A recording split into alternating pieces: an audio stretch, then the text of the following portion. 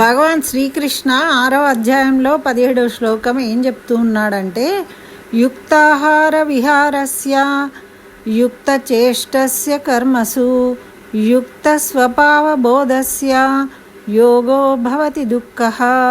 అంటే దీని అర్థం యుక్తాహారం తీసుకోవాలి అంటున్నారు.